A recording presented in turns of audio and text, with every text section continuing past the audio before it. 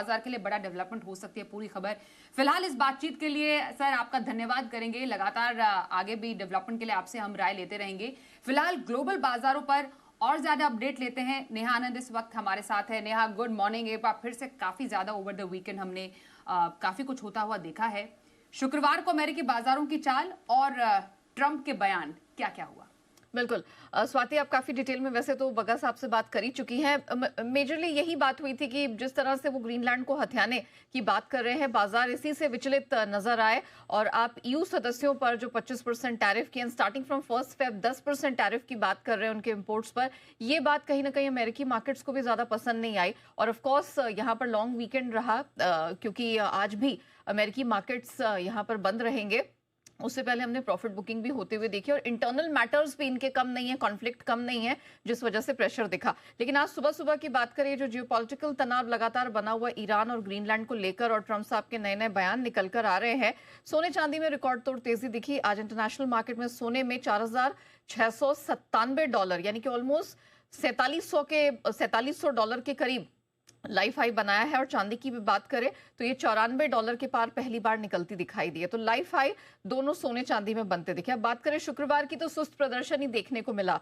तीनों बड़े इंडिसेस सुस्ती लेकर लाल निशान में बंद हुए हैं। S&P सपाट बंद हुआ, लेकिन ऊपरी स्तर से इसने 27-28 अंक गंवाए हैं। डाउ की बात करें 257 अंकों की कमजोरी दिन के ऊपरी स्तर से देखने को मिली है और 49,350 के करीब ये बंद हुआ है। नैस्डैक की बात करें दिन के ऊपरी स्तर से इसने भी 150 पॉइंट गंवाए। साप्ताहिक आधार पर देखें तो सुस्त प्रदर्शन ही रहा, 1/3 से 0.5% के आसपास की कमजोरी देखने को मिली है। लेकिन इस बीच रसल इन सबसे ठीक विपरीत लगातार एक के बाद एक लाइफ हाई पर लाइफ हाई गढ़ता चला जा रहा है। 2692 का नया ऑल टाइम हाई इसने शुक्रवार को बनाया। दरअसल चिप शेयरों में स्ट्रेंथ बनी हुई है, फिर से एआई वैल्यूएशन को लेकर कॉन्फिडेंस आ रहा है। पर्टिकुलरली ये जो अमेरिका और ताइवान के बीच में $250 बिलियन वर्थ की जो सेमीकंडक्टर इन्वेस्टमेंट्स को लेकर डील हुई है, ये मार्केट को अभी भी पसंद आ रही है।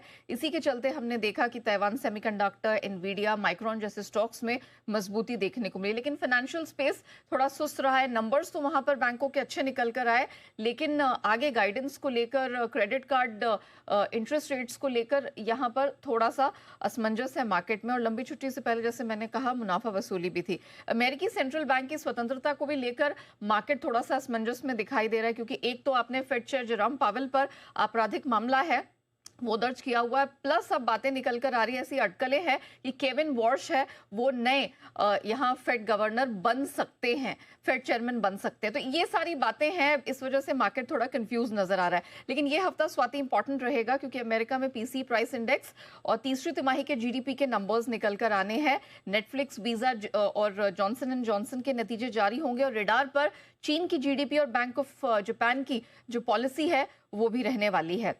डॉलर इंडेक्स 1.5 महीने की ऊंचाई पर है और 10 साल की अमेरिकी बॉन्ड यील्ड है, इसमें भी तेज रिकवरी दिखी। 4-4.5 महीने के ऊपरी स्तर पर यह भी पहुंच गई है। शुक्रवार को सोना लगातार फिसला है, यहां पर सुस्ती थी। चांदी की बात की जाए, 5 दिनों की तेजी पर ब्रेक लगा। 4% से ज्यादा की कमजोरी यहां देखने को मिली।